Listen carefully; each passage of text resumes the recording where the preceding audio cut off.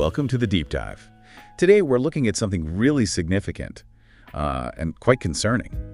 The sharp rise in tensions between India and Pakistan. Yeah, and it's all stemming from that devastating terror attack in Pahalgam, Kashmir. Exactly. So our mission here is to, get beyond the initial reports, understand the key events, India's response, which was pretty forceful, and, well, what this all might mean. Right. The implications could be quite far-reaching. We're using reports that detail the attack itself and everything that's happened since, and it seems clear this has serious potential to really destabilize things further in the region. Absolutely. Because what we're seeing here, it isn't just one single act of violence, is it? No. It's the attack, sure, but maybe even more so, it's the nature of India's reaction. This could really set a new course for how these two nuclear-armed neighbors deal with each other. Okay, so it's vital we break down that chain of events. And the strategic thinking behind it all. Yeah. Let's start with the attack itself. Pahalgam. What do we know for sure? Okay, so the date confirmed is April 22nd, 2025. Location, as you said, Pahalgam in Kashmir. And the casualties is just staggering. It really is. 26 people killed, 25 Indian citizens, and 1 tourist from Nepal, tragically. Who's thought to be responsible? The reports mention a specific group. Well, the group that claimed it calls itself Kashmir Resistance, which is, a relatively new name on the scene. But intelligence suggests otherwise. Strongly suggests, yes. The thinking is this is basically a front group, likely for established outfits based in Pakistan. LashkarETaiba. LashkarETaiba, Hizbul Mujahideen. Those are the main names being linked. And what's really chilling, as you said, is the number of deaths. It's incredibly sobering. I mean, reports are saying this is the deadliest attack on civilians in India since the 2008 Mumbai attacks. Right. That context immediately tells you the scale we're talking about, the impact, the fear. Yeah. What about the attackers themselves? How were they equipped? This also speaks volumes. We're talking military-grade weapons, firearms, IEDs, improvised explosive devices. So sophisticated stuff, not just random violence. Definitely not. And clear signs these individuals had proper training, guerrilla tactics. And there are links back across the border. Intelligence seems pretty strong on this, pointing towards known Lashkar-e-Taiba operatives, operating from Pakistan. So it fits into that pattern we've seen before, cross-border terrorism. Unfortunately, yes. It's a long, very troubling pattern. Okay, so a horrific attack, clear links. What was India's immediate on-the-ground reaction? Initially, a very high-intensity counterinsurgency operation kicked off almost immediately in Jammu and Kashmir. Right, standard procedure to hunt down attackers' support networks. Exactly. Secure the area, gather intel, dismantle any local help they might have had. But the thing that really grabbed headlines internationally. The cross-border strikes. Yes. India confirmed conducting precision strikes across the line of control. This is big. Because it's the first time they've openly confirmed doing this since. Since the Balakot airstrikes back in 2019, so it's a significant move. It really feels like a deliberate signal, doesn't it? Like maybe a hardening of India's whole approach here. I think that's exactly right. India's been talking more and more about its zero-tolerance policy for terrorism coming from outside. And these confirmed strikes, well, they suggest that a doctrine of sort of preemptive self-defense is becoming more embedded. And they cited international law. They did. They invoked Article 51 of the UN Charter, which, for anyone listening, basically deals with a nation's inherent right to self-defense if it comes under armed attack. So, providing a legal justification for the military action. Correct. A justification on the international stage. Which brings us, frankly, to the elephant in the room. Pakistan's role. How much control does Pakistan actually have over these groups operating on its soil? That's the perennial question. It is.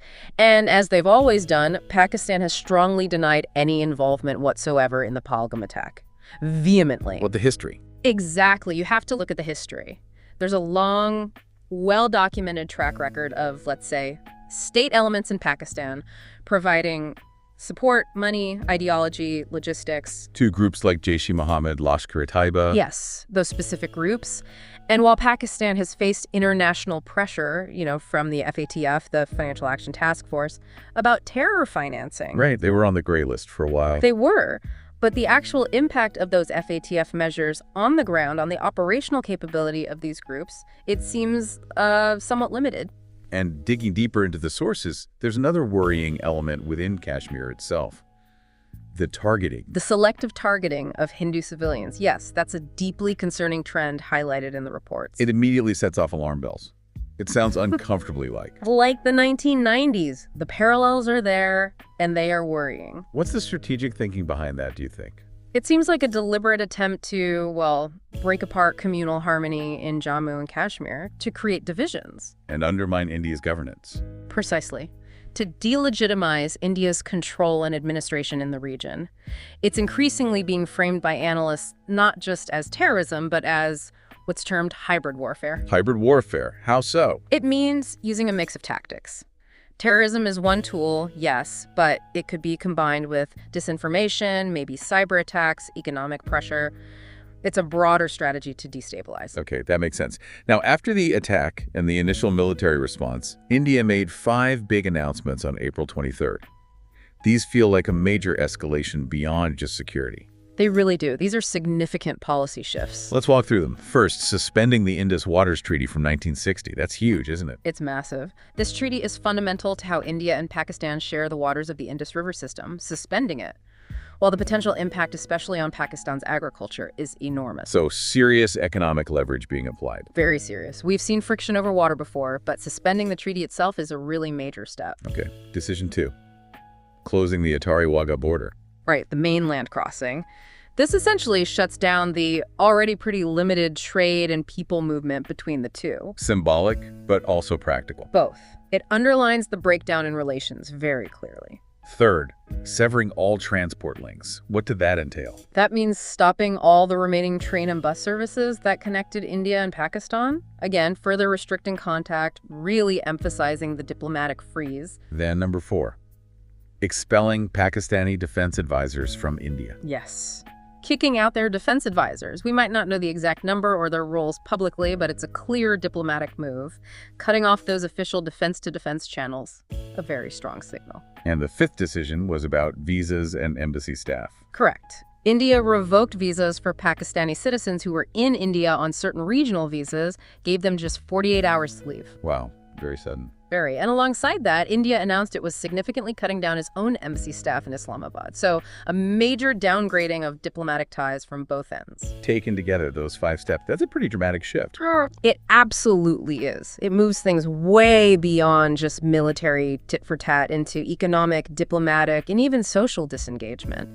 It signals a much more assertive, maybe even confrontational Indian stance. So looking ahead now, we've got ongoing elections in India. Pakistan has its own internal instabilities. Yeah. What might we expect in the near term? Well, that combination of domestic politics in both countries makes things particularly volatile. Unpredictable. Right. We could probably expect, unfortunately, more skirmishes along the line of control. Heightened military readiness on both sides. More aggressive rhetoric, too. At the UN, maybe? Oh, almost certainly. Aggressive posturing, diplomatic clashes at international forums, each side trying to rally support, trading accusations. What about other domains? Cyber? Can't rule that out. Digital warfare, disinformation campaigns. Those are likely tools in this kind of environment. But India's broader strategy remains. Likely focused on using its economic weight and diplomatic influence, trying to continue isolating Pakistan internationally. That seems to be a consistent theme. Okay, so let's just quickly recap this deep dive. We had the horrific Pahalgam attack. Clearly a major trigger. The turning point? Leading to a swift, very assertive, multi-pronged Indian response. Military strikes confirmed, yes, but also these 5 really significant non-military measures. Downgrading ties across the board, economic, diplomatic. And at the heart of it all, this persistent issue of cross-border terrorism, Pakistan's alleged role, and now this really disturbing trend of targeted attacks on Hindus in Kashmir. Adding that dangerous dimension of potential communal friction. Hybrid warfare, as we discussed. So India's 5 decisions clearly mark a shift.